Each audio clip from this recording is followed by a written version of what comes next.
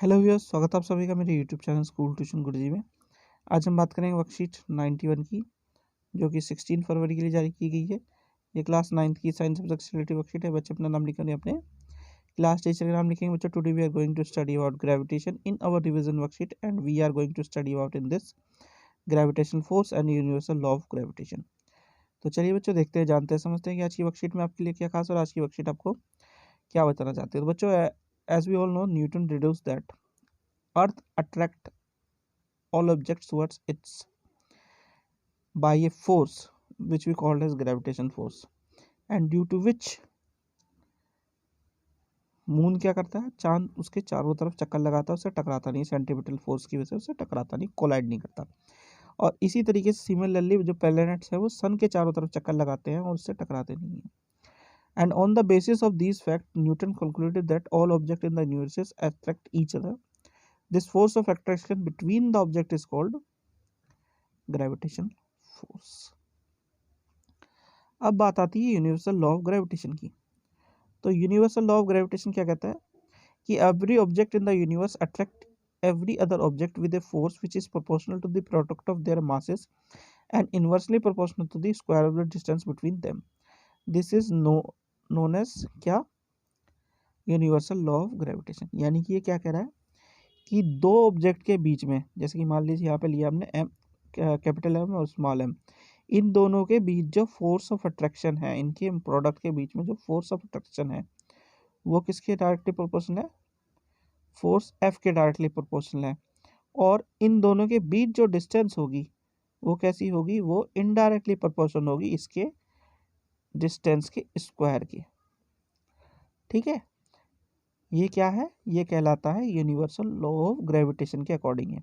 अब इन दोनों फिगर्स, इन दोनों जब जो इक्वेशंस है, इन दोनों को जब हम मिलाते हैं तो हमारे पास एक नई इक्वेशन बनती है बच्चों, जिसमें जिसमें हम क्या करते हैं, F is equal to G M, M capital M small M upon D square.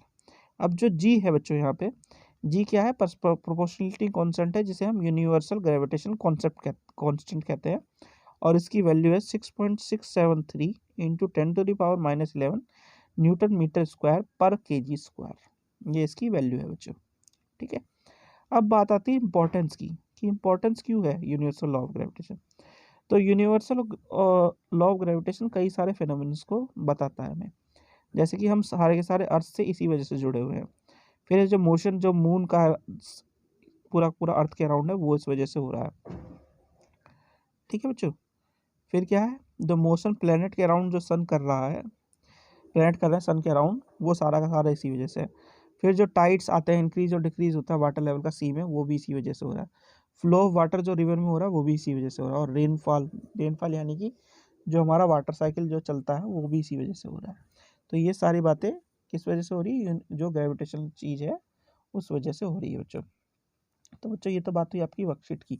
अब जरा क्वेश्चन आंसर देखते हैं। सबसे पहला क्वेश्चन आपका, state the universal law of gravitation. तो यूनिवर्सल लॉ ऑफ ग्रेविटेशन क्या कहता है बच्चों आपको,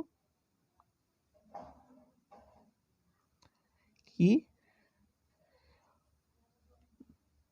जो एक ऑब्जेक्ट रहेगा वो दूसरे ऑब्जेक्ट को अट्रैक्ट करेगा, और उनके जो यूनिवर्सल लॉ ऑफ ग्रेविटेशन होगा उसकी जो फोर्स होगी वो डायरेक्टली प्रोपोर्शनल होगी, कब, उन दोनों के प्रोडक्ट ऑफ मासेस के लिए, और उनके जो स्क्वायर ऑफ के डिस्टेंस की उसके बीच का जो डिस्टेंस होगा उसके स्क्वायर के क्या होगी, इन्वर्सली प्रोपोर्शनल होगी। ठीक है, यानी कि ये आपको लिखना है और ये इसका फॉर्मूला लिखना है। ये आंसर 1 है बच्चों आपका। चलिए अगला क्वेश्चन देखते हैं बच्चों।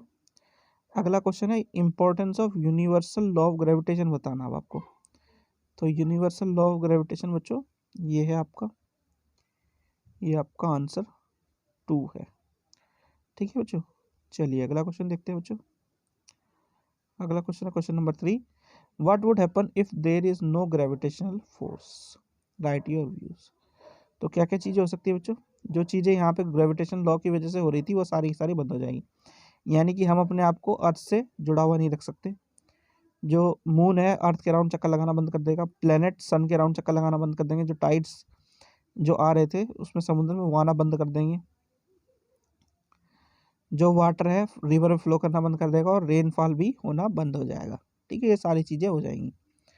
ठीक है बच्चों, चलिए अगला क्वेश्चन देखते हैं। अगला क्वेश्चन आपका question number 4, what does G denotes in the equation for universal law of gravitation and what its value. तो जी क्या डिनोट करता है, यूनिवर्सल ग्रेविटेशन कांस्टेंट डिनोट करता है और इसकी वैल्यू है 6.673 इंटू 10⁻11 न्यूटन मीटर स्क्वायर पर केजी स्क्वायर। ठीक है, आंसर है बच्चों आपका। फिर है why things thrown upwards always fall down. तो it was just due to the gravitational force बच्चों, कि ये सब ग्रेविटेशनल फोर्स की वजह से हो रहा है। ठीक है बच्चों, तो बच्चों ये होगी आपकी वर्कशीट कंप्लीट और वीडियो भी। आशा करता हूँ आपको वीडियो अच्छी लगी होगी। Thank you.